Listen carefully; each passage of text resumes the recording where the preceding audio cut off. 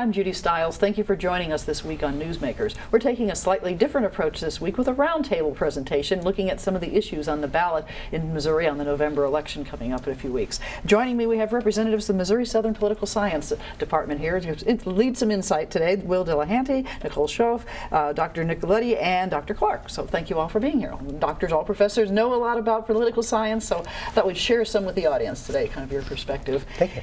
When you look at the ballot, and I have a sample ballot, it's a pretty long ballot, and a lot of people are looking at issues, but we're hearing a lot right now as far as campaign advertising. You can't turn the TV on and you see the elections for the U.S. Senate. It seems to be the big premier focus, perhaps in Missouri, the race between McCaskill and Hawley. Shed some insight as far as the impact of that election, what we're looking at statewide. Well, I mean, I guess in the case of McCaskill, I mean, she's the incumbent. Mm-hmm. I mean, she is in a state that, solidly supported, Trump in 2016. I mean, by most standards in political science, I mean, she should do kind of fairly well as the incumbent, but Hawley, according to recent polling, is kind of drawn in a dead heat with McCaskill. So, I mean, kind of a challenge from below in some ways. And that election's receiving a lot of national attention. You're really seeing a lot. Absolutely. It's one of the most competitive Senate races nationwide this year. And with the division between the Democrats and Republicans in the Senate being so close right now, it's an important race to watch. The Republicans will probably maintain control of the Senate, but races like Missouri could be the deciding factor in that. And some people are commenting about the advertising, the negative advertising, yes, the attacks and so forth. What are you hearing on that type of aspect? Well, actually, McCaskill has produced an ad that is seemingly very conservative on the issue of immigration, which sounds very much kind of out of character, maybe with her stances on the issues nationally.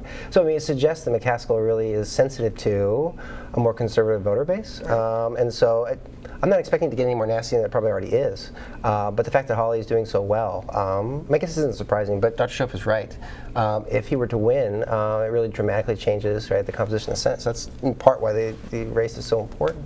Not only has McCaskill adopted a conservative approach on immigration, but Hawley has adopted the Democrats' position on pre-existing conditions in his campaign ads. Yes. And so it's sort of an interesting race when you look at the issues, and it's not quite what you expect. So really, these are domestic issues, or nobody's really talking about international relations, or how we're dealing with world crisis or anything like that.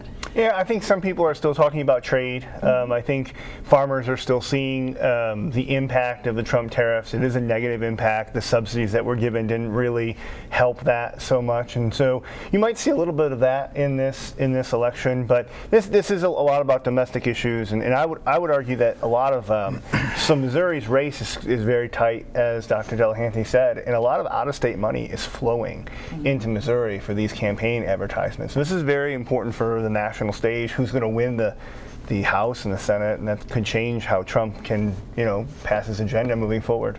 And you see some of those ads, and they'll have little disclaimers at the bottom who that funds those, and they're not necessarily the parties that are funding these campaigns. Yeah, certainly not. And I mean, this is an interesting point. I'll follow up on the other point that was made.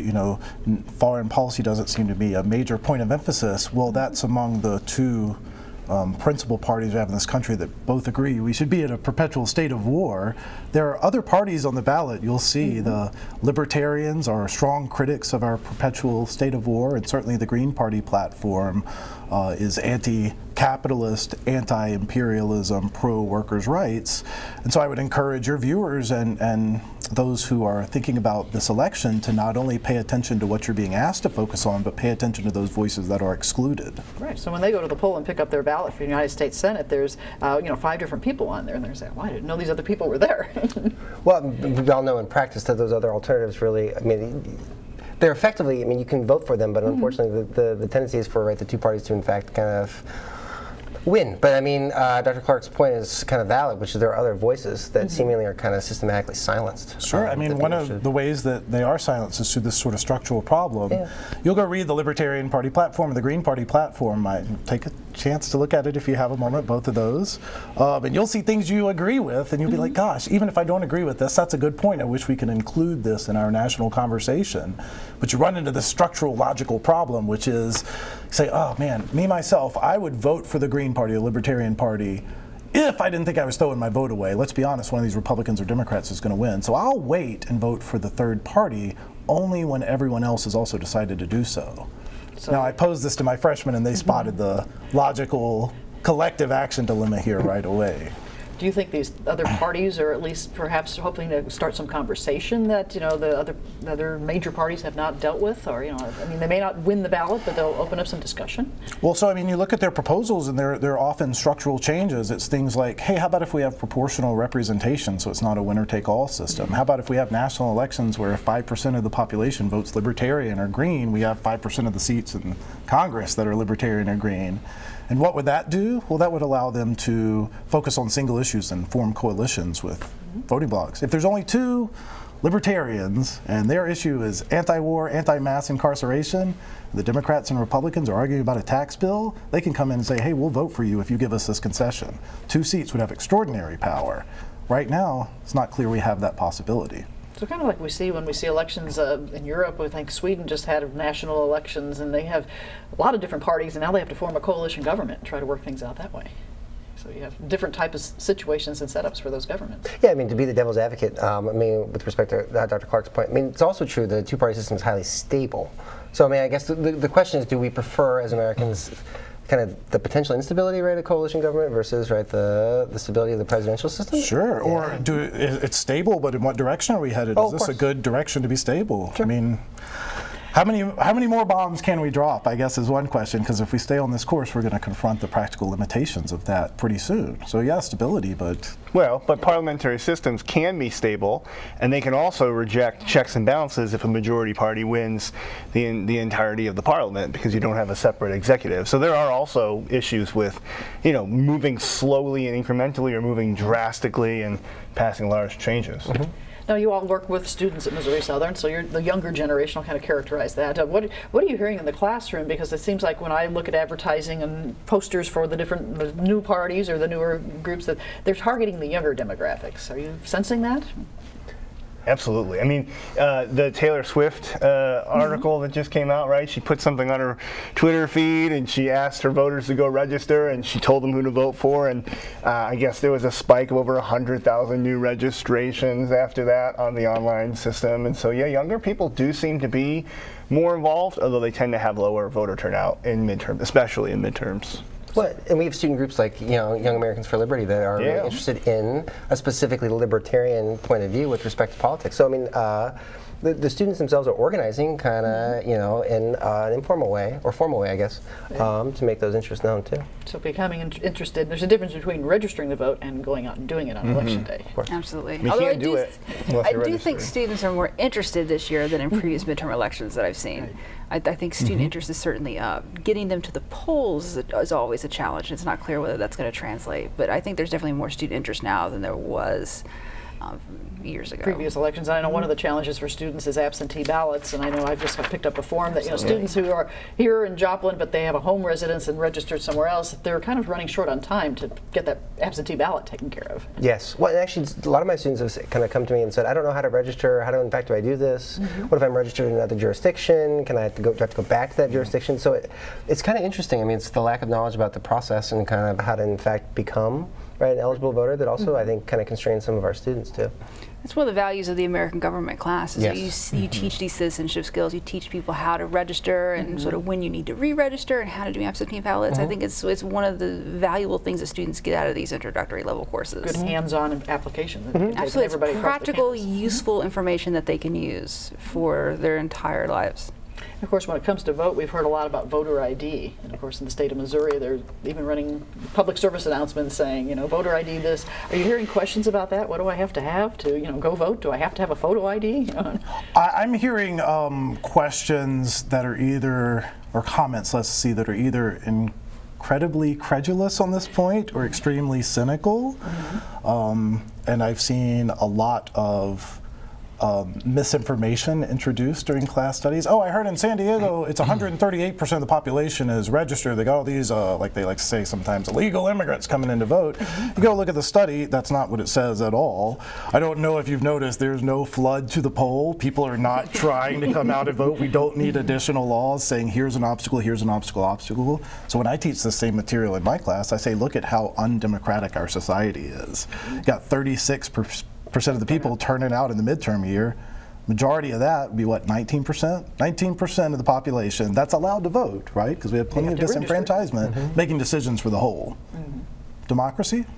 right? Do you get the day off work? Do you get child care, right? Is it an opt-out system or opt-in? These are the questions I pose to my students. I think that is much more important than the determination in this or that individual election. All right.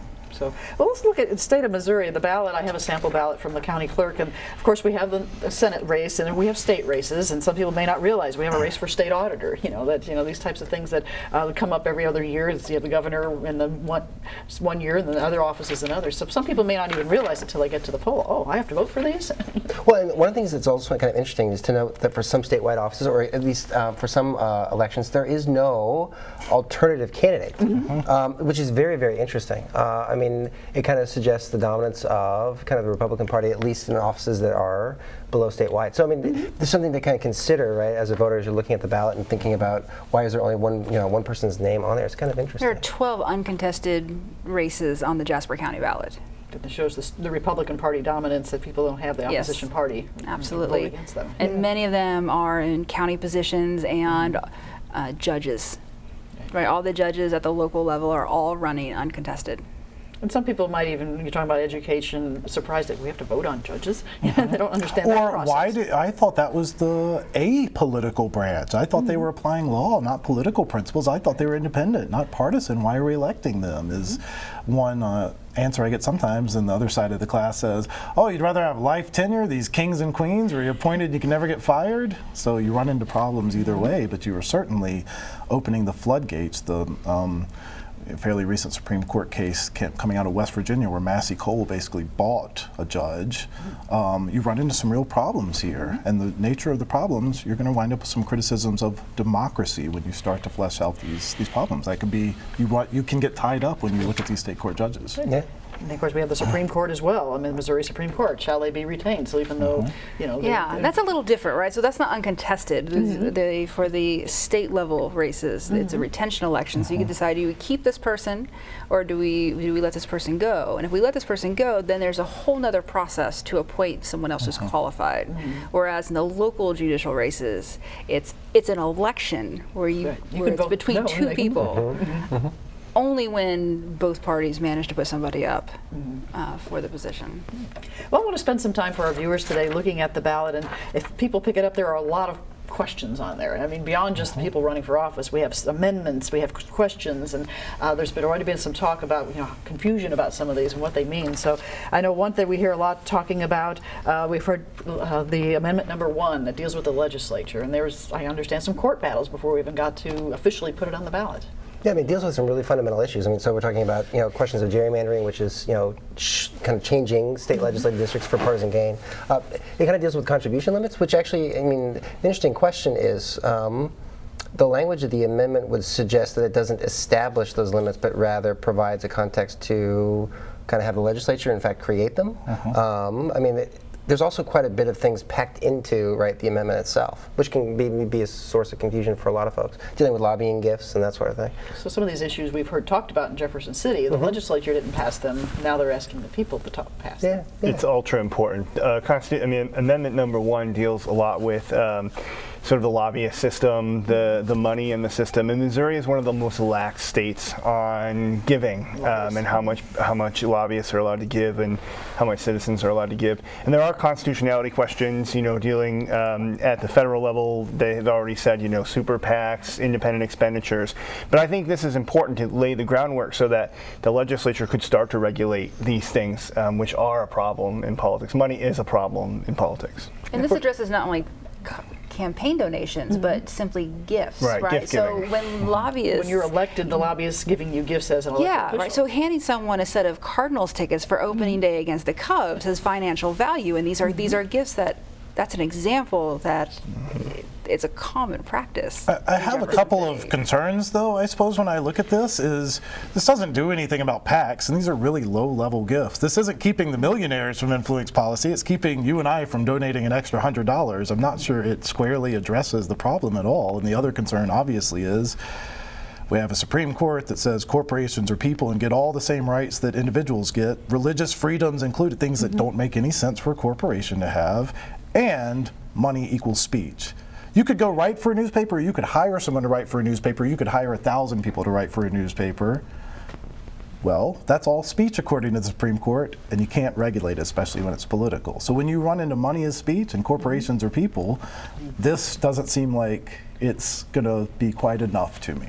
But it is an interesting point. I mean, to kind of go off what Dr. Nicoletti mentioned, and I think Dr. Shoaf, it is interesting that it's an initiative, right, on behalf of those who are not necessarily having their interests implicated. So another way of putting it, it's not surprising that the legislature is, not interested in talking about regulating gifts and lobbying activities, that sort of thing. So Affects them directly, right? right. So I mean, in some ways, I mean, the fact that you have a direct democracy mechanism to, in fact, try and regulate what is probably very difficult to get legislators to do, which is to kind of deal with the flow of money in our politics. I mean, it actually, in that sense, shows the value of democracy itself. I mean, whether or not, in fact, people vote to support it is another question. Do you mean the value of democracy? Is Well, that I mean, the I monetary value of democracy? Yes. I guess what I'm suggesting is that, I mean, you use a direct democracy mechanism to control what we maybe are perceiving as some of the worst excesses of our democracy itself. I mean, I guess we've had term limit proposals come this way before, and the Supreme Court said, I can't do it. Of course. And so I see a buzzsaw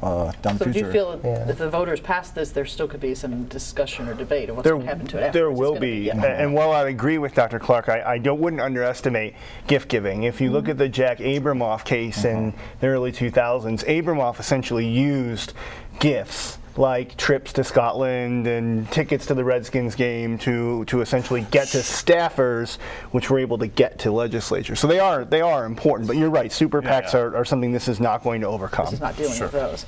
Well, and actually, just to mention, you make a good point. The devil is in the details in this sense. So, if this thing is passed or approved by Missouri voters, then a whole other question of the regulations that the legislature presumably will have to create, right? Which then creates a whole other kind of political problem of how you put this into practice. How they're going to actually do that, to put that together. Exactly. Yeah. Now, there are 3 items on the ballot dealing with medical marijuana, medicinal marijuana. 2 are constitutional amendments, 1's a proposition. So for the voters, let's explain, what's the difference? How come we have a constitutional amendment on 2 items and then a proposition? How does that come about?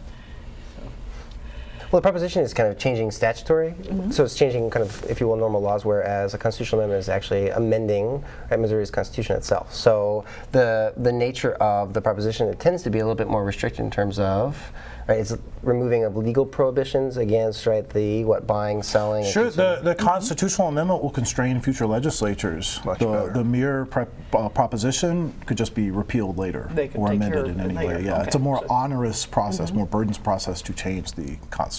And harder to get it on the ballot. It required 8% of the last gubernatorial election in petitions rather than only 5. Right. So a lot of people put a lot of work into getting these on the ballot in the first place. Now, so we have 3 the voters are going to be looking at and saying, well, we have 3 different things talking about marijuana. So let's try to break these down. Constitutional Amendment number 2, is talking about licensing and health care for veterans. When people read the summary, what's the impact of that? What do you see with that one, or what are they trying to do? Amendment 2 is definitely the most broad, I would argue, of all of the medical marijuana initiatives on the ballot. It tends to be more medically oriented. It tends to allow for a wide variety of people to acquire medical marijuana, and so it's pretty good. The other ones are similar, except the one that's not a constitutional amendment involves mostly research-oriented activities and quite a bit of expenditure on that. The other variation, too, is the taxes that are imposed as a function of the amendment. So, I mean, you can see it goes from a minimum of about 2% tax to a maximum, I think, of about 15%. So the idea is the taxes on the revenues, associated with selling, producing, the whole business of marijuana sales. Right, and it might be useful also for the voters to kind of, when they're reading the ballot, to take care and look at the proposed financial and fiscal consequences of the amendments. Yeah, those little small items at the bottom. Right, because, I mean, that might weigh in their decision making in terms of, what's the fiscal consequence for expenditure, but also for greater revenue. That might be something also to kind of keep. So when you're looking at it, they'll have that small print. This is going to expected to raise so much in revenue. And right. Exactly. And the other important question is, if you want more access to medical marijuana in Missouri, should you vote for one of these or all of these or some combination? You should vote for probably all. If you think all of them would be good, vote for all of them. Yes. Whichever receives the highest vote will be controlling if there's a conflict. Right? Of the constitutional amendments. And then since constitutional law trumps state, So that was a question as well. People say, well, there's 3. What if they all get majority votes? How do we decide? if one of them or all of them passed, then to go back to Jefferson City to actually try to implement the how-tos of these, or what happens then? Yeah, whichever one, if any of them prevail, there's a lot of details that have to be sorted out. If you're looking at the ballot issues, there's like 100 pages. If you were to print out the full text of all these initiatives that are on the ballot this time, it's 100 pages. One of these issues related to the medicinal marijuana was 50 pages all by itself. And so there are a lot of details the legislature would have to work out in order to implement any of these. And we look across the state line over in Oklahoma, I guess the voters approved it, but they're still trying to work out their system. Yep. Well, and it's also interesting, I mean, the groups that are actually behind, right, these constitutional amendments and propositions, I mean, they also have policy language in some of, their proposals. Some of them are very detailed in terms of how they want things to be regulated. And the key here is there's sort of two separate issues. There's one, do you want people with medical conditions to have access to this with a doctor's approval? The second question is, how do we regulate the business side of it? Because there are billions to be made in There's the going to be a medicinal demand, marijuana there's going to be an industry more. You take that And type of thing. FDIC, federal insurance, is not necessarily going to be available because this is all illegal. According to Under the federal Federal law, Yes. yeah, and federal law is supreme. So Jeff Sessions can say, you know what? I woke up on the wrong side of the bed this morning. Let's start raiding all those pot shops in Colorado. There is only political prohibitions. There's only the mood, right, that prevents that. Well, it also creates another regulatory issue, which is, I mean, so how do you deal with the revenues that are generated from an activity that is conceivably, that is illegal under federal law? I mean, Colorado's had to deal with this question.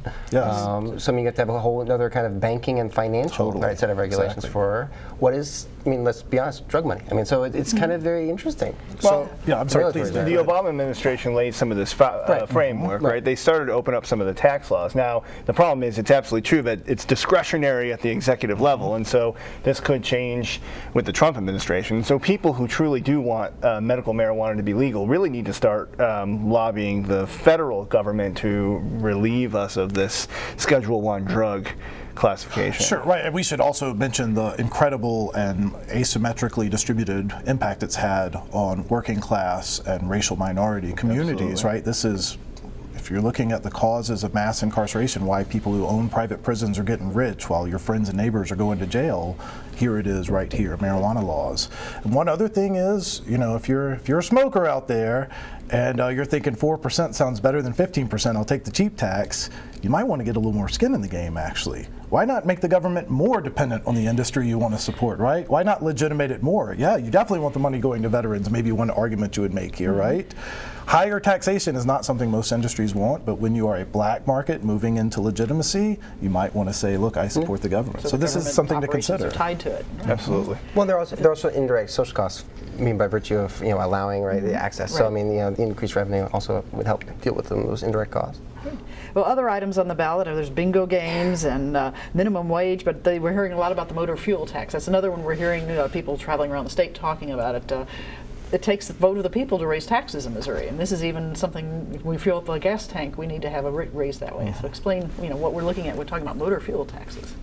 The fuel tax in Missouri has been raised since 1993. Bill Clinton was in office. And we have an incredibly low fuel tax. And the push for this has been, the legislature has been working on this off and on for decades.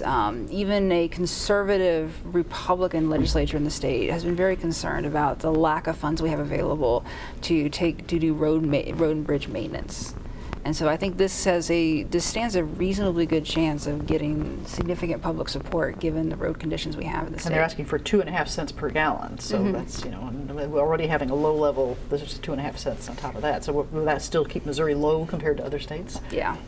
And it's only for a limited time. I think the language says, 4 years beginning, 2019? Right, Yeah. so I mean, so it's a limited time horizon too. So I mean, maybe people could stomach the higher fuel tax for a limited period of time. I mean, it also deals with law enforcement and that sort of thing. So it's not just fix the roads; it's help with law enforcement. Some of the efforts. Yeah, I think that's important. Although gas prices are on the rise right now, and so given that might have a little effect. But I think Missouri desperately needs the money for infrastructure and law enforcement. And so I think this is overall going to be well supported, but it's still a tax, right? But legalize the the marijuana laws, you won't need more money for the cops. you're right. Let's go small government here. Cops have guns. Cops lock people up. There's a lot of danger. We want to minimize our investment in state violence. I think that's how I would encourage voters to think about this. The other proposition to maybe also mention kind of is, Part B, which is increasing the state minimum wage over minimum time. Wage. Yeah, people are pocketbook issues. You're talking about taxes, and now you're talking about we can give you some more money. Right. It seems like that's an issue that's got kind of gained traction nationally as well, right across states. Although that's a fight for 15, and gosh, we ain't looking too good here. We're trying to get it up to $8.60 by 2019. And then $12, I guess, cumulatively by 2023. So cost of living is relatively low here. I'll admit that. I enjoy that, having lived in Chicago for a long time.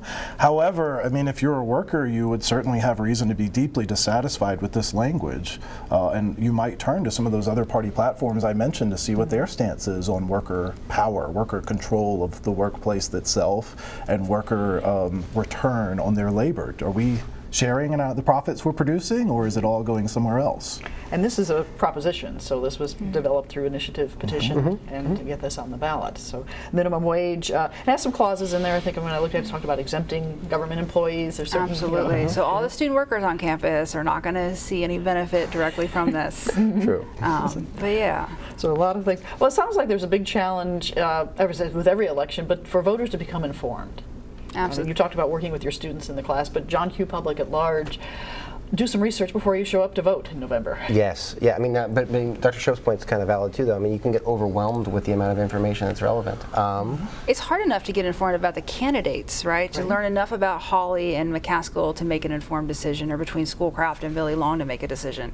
But to toss on top of that a variety of policy decisions with tax implications that you have to consider. The direct democracy, these initiatives and petitions we get to vote directly on policy, are incredibly challenging for voters to be well informed about. And do you feel that, you mentioned the traditionally low turnout for voters at these midterm elections, is that trend likely to continue this year, or has all of this talk nationally and locally and so forth going to bring more people out in Missouri to vote? I think it's going to be slightly higher. I really do. If you look at some of what we call the enthusiasm data, the Democrats look extremely enthused on the midterms, but the Kavanaugh hearings that we really didn't talk that much about seem to have also galvanized the Republicans as well, and so their enthusiasm has come to meet the Democratic enthusiasm, and so you may actually get, it won't be ultra high, it's not going to even approach presidential elections, but it may be higher statistically so than previous midterms. And that may matter for purposes of the U.S. House. If you've got a Democratic base that's willing to turn out in much higher numbers maybe than they have historically, that might be the decisive factor in shifting partisan control of the House. Sure. Well, a lot can happen between now and the election, and I'd like to thank the four of you for visiting today and sharing with our audience. Thank you. For having some input. And I'd like to thank our viewers for joining us this week on Newsmakers as we look ahead to the November midterm elections. I'm Judy Stiles. Hope you can join me again next week at the same time on the station. We'll see you then.